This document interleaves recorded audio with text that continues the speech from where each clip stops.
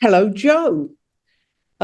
Joe is a young autistic adult who's going to tell us a bit about his experiences in education, in school, and in college, barriers that he experienced, and things that he found useful in terms of learning. So, Joe, can you start off by telling us a bit about your experiences at school?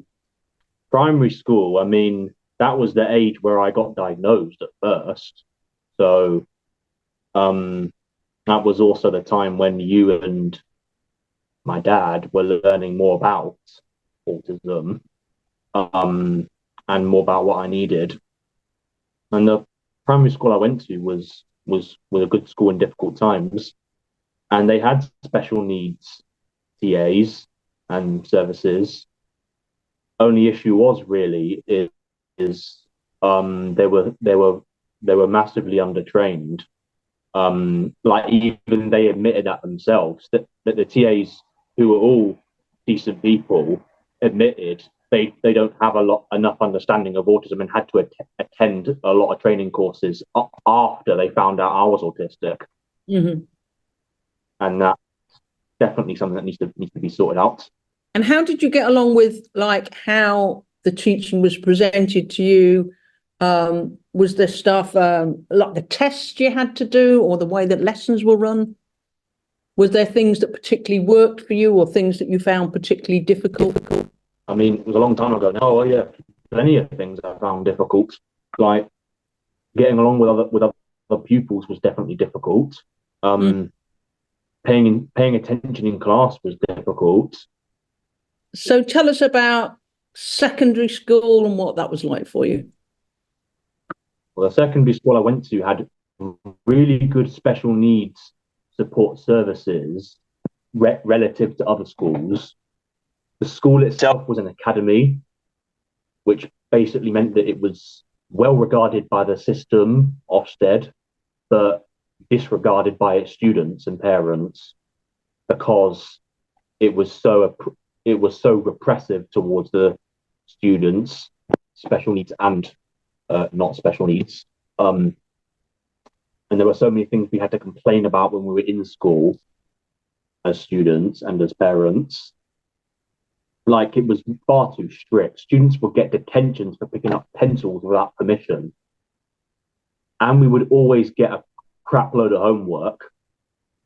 I know one or two other disabled special needs students who were like sent to the learning support unit for being in a gang of other disabled students. Even with all the sufficient support services there were, their primary focus was not trying to get the teacher to be clearer. It was trying to get me to understand what the teacher was saying clearer, So did you which was feel like school was trying to change you rather than trying to change itself to be more accessible to you? that's exactly what I think, yes. So And what changes could the school have made in order to make learning easier for you? well, my final TA from year 11 when I was 16, he was the first TA to write in reports. Therefore, the teacher needs to be clearer when Mm. demonstrating, rather than therefore Joe needs to focus more.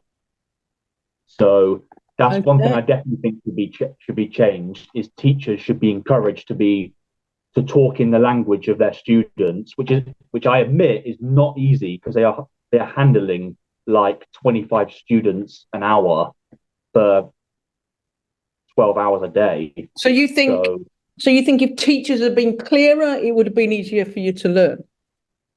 well, yeah, of course. Okay, and what else do you think they could have done that would have made it easier for you to learn? Well, I think one thing that they should not have done, which they were constantly doing, was trying to make me normal, which is nothing that they would admit to, Mm-mm. but they were constantly trying to help me to understand the way neurotypicals speak and think, rather than admit that this is where neurotypicals can be a lot clearer in the way they speak. So it was while you were at secondary school, Joe, that you set up a campaign called Take the Stress Out of Studying. So can you tell us what it was about how secondary school ran that you found stressful and what measures you were asking for to make it less stressful? there were causes of stress within the school and there were causes of stress across the country, like Mm. exam pressure. And exam pressure, I want to say it's not for anyone, but I don't know who it is for. And because it's just because all the unlimited amount of pressure students are put under to simply sit still for 3 hours, work at a fast pace, try and remember without any notes the very rigid way that texts are explained. There may be a minority of students who that might work for, but the majority of them either fail or only end up passing because they work their asses off and and then end up with post-exam hangover, so to Mm. speak. You did have some adjustments made for you. What were they and how well did they work for you? So that was extra time in exams. It was taking my exams in a different room, so a quieter room and smaller room, so just on my own with a teaching assistant and with ear defenders. So it was just a better sensory setting for me to complete the test. That's with regards to tests. With regards to classrooms, um, I mean, I was in the classrooms with every other student, and there was nothing really different about that. Joe, what was your favourite subject at secondary school and why? Difficult question to answer because they were all pretty good. Um, I would have to say English. And why do you like English? Well, I'd like to say because my English teacher was my favorite teacher, but more about the subject. Um, because unlike a lot of the other lessons, with English, you learn so many different things Mm. and so many different perspectives. Like, for example, you might have to learn a bit of history in order to familiarize yourself with the context of a poem, for Mm. example. Mm. Good point. So once you finished school and done your GCSEs, and you did pretty well in your GCSEs, you went to college. But that didn't go so well for you, did it? So tell us about what happened there. I was there for 2 months. And when I think back to it, I think, what was I even doing there? Because I didn't Mm. get any qualifications. It didn't give me a new experience in life, nothing. Well, that college I went to, New City College in Hoxton, had a notoriety for being a college that they just dumped students in that they didn't know what to do with. And of course, I found that really patronizing. Because they didn't make the effort to try and understand a subject that they think that I could get good at and sustain. Instead, they put me onto a science course, which I was struggling with all the time. And the sensory settings that I was in that one college were awful, and that's why I had to leave. It wasn't just because I was tired of studying. That was the least of it.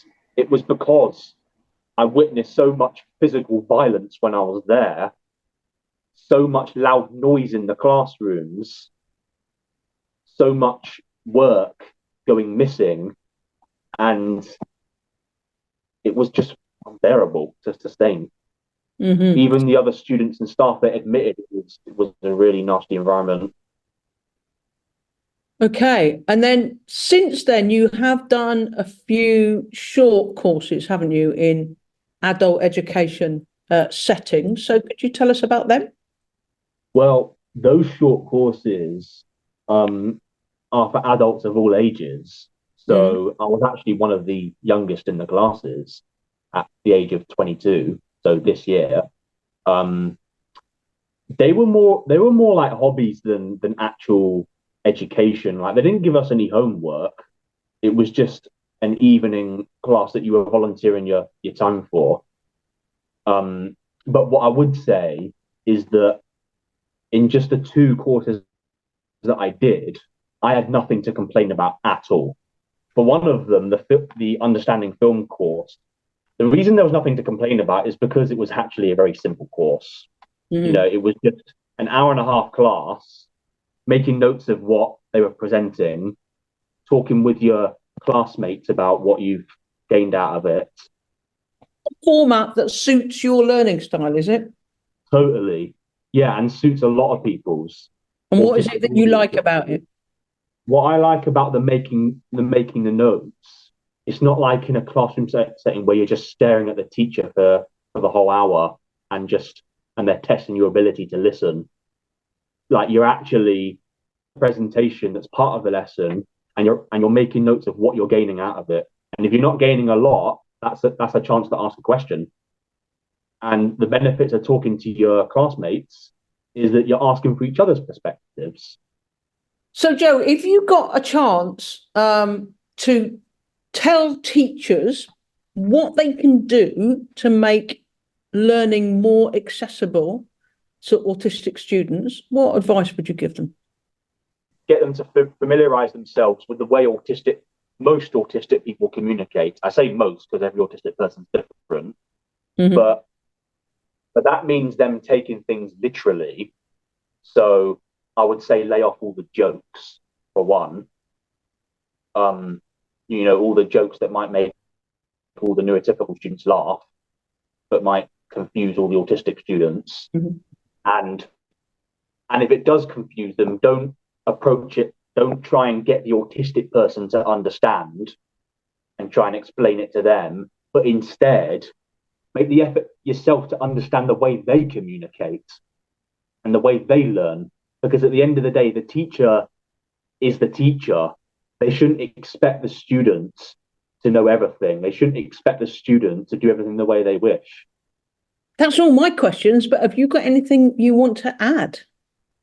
Actually, I think with any class setting, whether that's school, college, or even a sports class, I think if anyone asks, like if there's loud music in the background, or if there's a lot of people talking and yelling, or if it's an echoey setting, I think if any autistic person, or just anyone for a matter of fact, says it's getting too loud and overwhelming, like they should not have to explain themselves. Like just take it at face value. They're not trying to be a control freak or anything when they say that. They're literally just describing their own needs.